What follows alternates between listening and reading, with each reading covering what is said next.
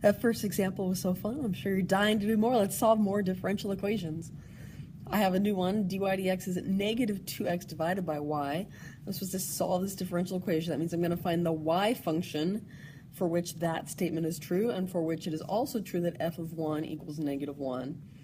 So while I'm thinking about it, f of 1 equals negative 1, which means I should have the ordered pair 1 comma negative 1 on my solution function.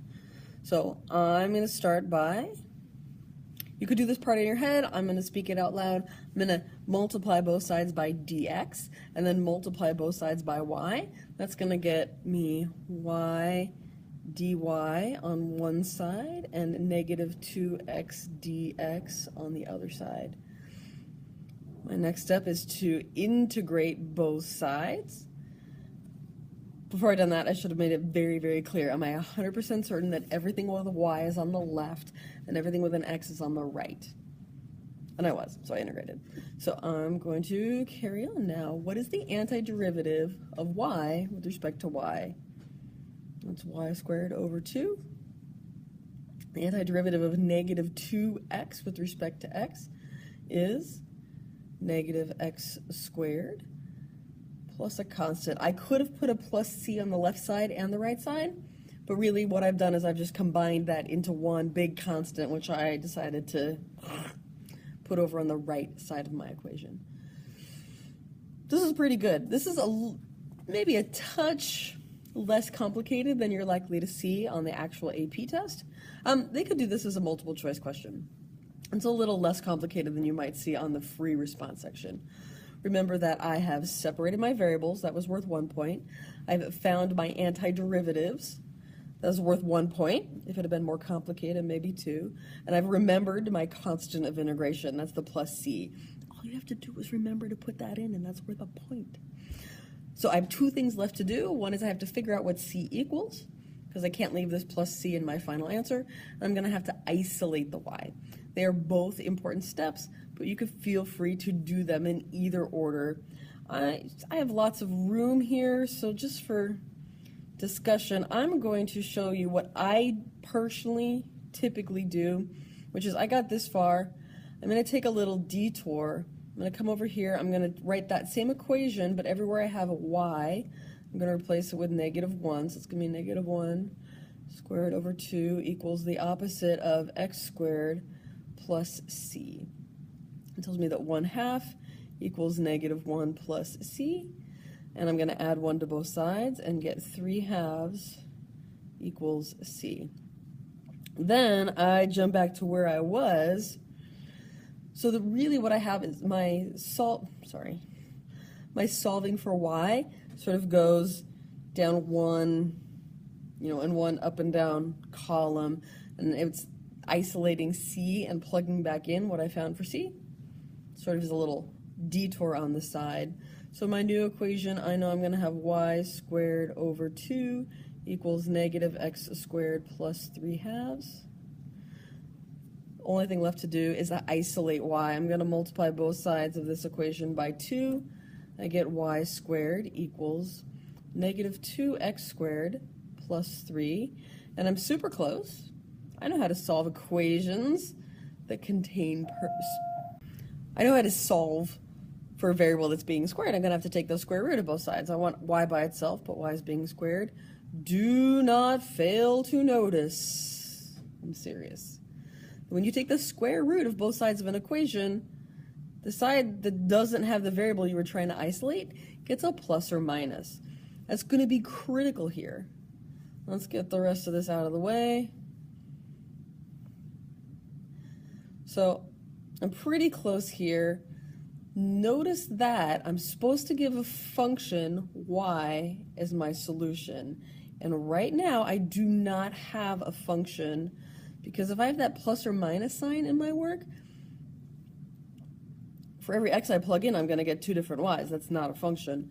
So here's where I am so far. Ooh, sorry, it's in red. Y equals this plus or the positive or negative square root of negative 2x squared plus 3. This is pretty good, but to get that last point for isolating y, I'm going to have to choose. Do I want to keep the plus sign? Do I want to keep the negative sign? Because only one could be my actual function. So it's my job now to notice my initial values. I'm supposed to be able to replace x with positive 1 and get a negative 1 as the answer. Well, if the square root symbol means take the positive square root, but I need a negative y, then I'm going to have to choose to keep the negative sign. I make my final decision, y equals the opposite of the square root of negative 2x squared plus 3. Final answer. There have been cases on the AP test where students have been asked to name the domain of their solution. So we said if there was a discontinuity on your solution, if your solution function had separate branches, you would have to state the domain. Which domain belongs to the branch that you're talking about? Notice here this is a slightly different scenario. It's not that the opposite of the square root of negative 2x squared plus 3 has a discontinuity, but there are only certain values of x for which this function is defined. And that's, you can go back to what you learned in Algebra 2 or Pre-Calculus, which is that if I'm going to stay in the real numbers, the inside of my radical has to be non-negative. So I'm going to say that my domain's going to, this is my solution. Don't get that mixed up. That nothing's going to change that that's the solution. The domain for my solution is going to be all the x's that make the inside of the radical, which we call the radicand, non-negative, so greater than or equal to 0. So I'm going to subtract 3 from both sides. I'm going to divide both sides by negative 2. That's going to give me x squared is less than or equal to 3 halves, subtracting 3, dividing by negative 2. And that's not quite a domain statement. Well, to isolate the x there, I say that negative 3 over 2 is less than or equal to x, which is less than or equal to 3 halves. So this is my solution. This is my domain statement. All right. Here's the next example. It looks a little scarier than it is. So just notice that to get started on this problem, we're going to have to remember just about the rules of exponents. I'm going to have to start by separating my variables, but when you look at this, dy dx equals e to the x minus y, how can I separate that x and that y? They kind of feel like they're locked in there pretty tight. But just notice that if I want to divide two powers that have the same base, I end up subtracting their exponents. So if I see a problem where I have an exponent that's a subtraction problem, I might like to rewrite that. You're going to like to have this on the SAT. That's going to help. I like to rewrite that as a division problem. So that's my first step here, is I rewrite this as dy, well, really I'd write dy dx is,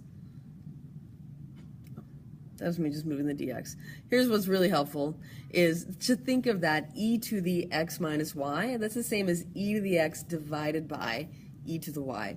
Because look, if you saw this problem on, like, I don't know, your Algebra 2 test or whatever, you would say, oh, those two powers have the same base. I'm going to write one expression, one base of e, and I'm going to subtract the exponents, e to the x minus y. So that's probably the way you've moved in the past, and we're just undoing that rule to help us rewrite this expression. So now that I'm here, dy equals e to the x over e to the y times dx, what am I going to do to try to get the y's on the left and the x's on the right? Well, all the x's are already on the right. I'm going to multiply both sides by e to the y. So here's my separable differential equation with its variables separated. I have e to the y dy equals e to the x dx. What comes next? I'm going to integrate. So integrate on both sides, and I'm going to need an antiderivative. But you're like, hey, this is my favorite antiderivative to find. The antiderivative of e to the y with respect to y is e to the y. Antiderivative of e to the x is e to the x. I'm going to remember my plus c. So here's where we're going to have to remember a teeny tiny bit of your, I don't know, Algebra 2 or Pre-Calculus, wherever you learned it.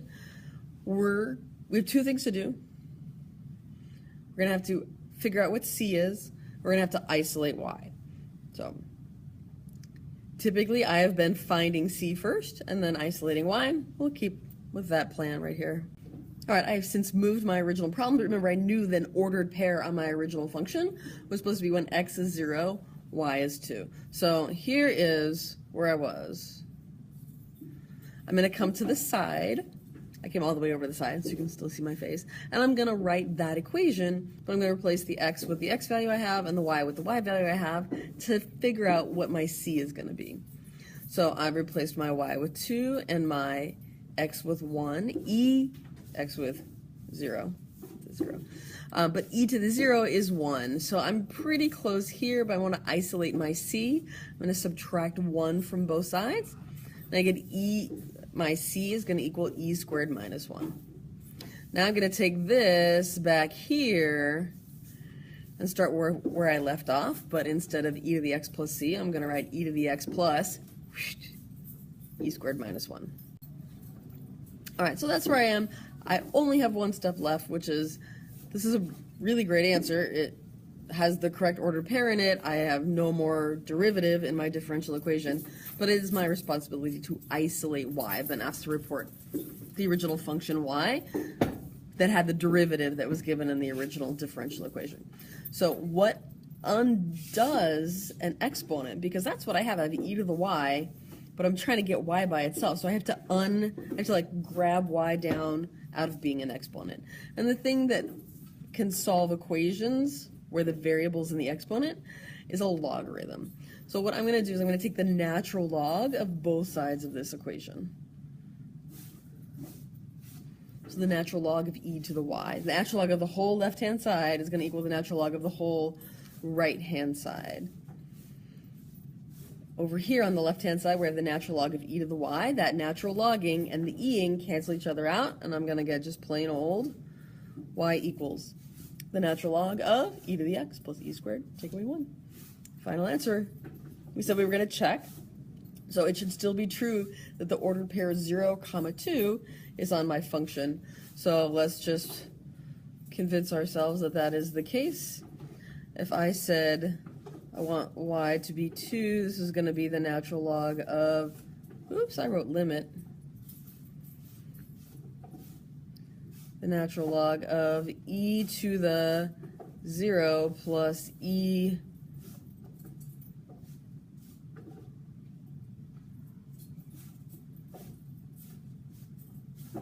squared minus 1. Oh yeah, that is going to work. Okay. Let's do this. Sorry, I recognize that that's a little difficult to read. So I'm trying to prove that 2 is equal to the natural log of e to the 0 plus e squared minus 1. So imagine a question mark there. 2 is equal to the natural log of e to the 0 is 1 plus e squared minus 1. All simplifies to e squared. So does 2 equal the natural log of e squared? Yes, it does.